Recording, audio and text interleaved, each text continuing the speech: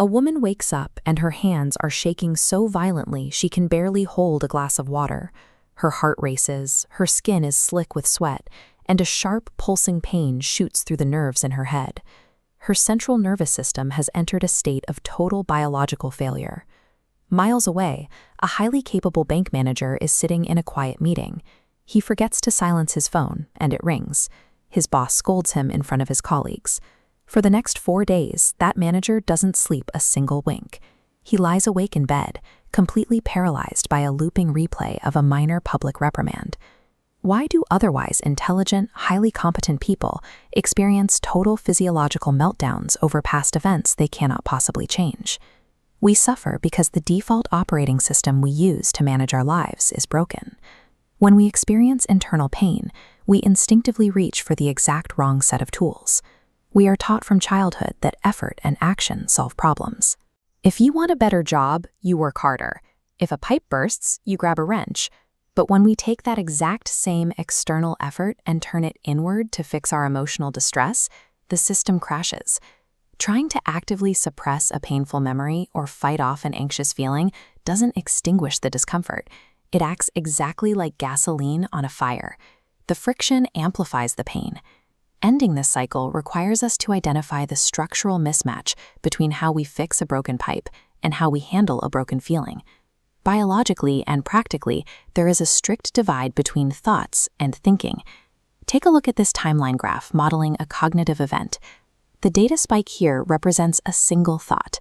It is an automatic, unconscious occurrence. It flashes into your brain and immediately flatlines to zero. On its own, it holds absolutely no power. Thinking is what happens next. That is the active, conscious choice to grab hold of that passing data spike. Notice how the single event becomes caught in a continuous, looping pathway, growing larger with each revolution. Think of the initial thought as a lightning strike. It's instantaneous and inevitable. Thinking is the thunder. You are actively taking a brief flash and stretching it into a booming, sustained echo. When you consciously generate that thunder, you force your brain into a state of alarm. Your nervous system responds to the noise by dumping stress hormones like cortisol and adrenaline straight into your bloodstream. The woman's tremors were the outward manifestation of this chemical flood. By choosing to ride the thunder, she kept her body in a state of permanent alarm, eventually causing her motor functions to fire uncontrollably under the strain of the hormone dump.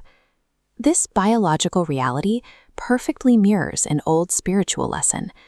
A king was crumbling under the weight of his royal duties, his mind completely overrun by stress. A sage offered him a radical intervention. He ordered the king to mentally surrender ownership of the entire kingdom, and from that day forward, to rule only as a temporary representative. This created a powerful psychological buffer.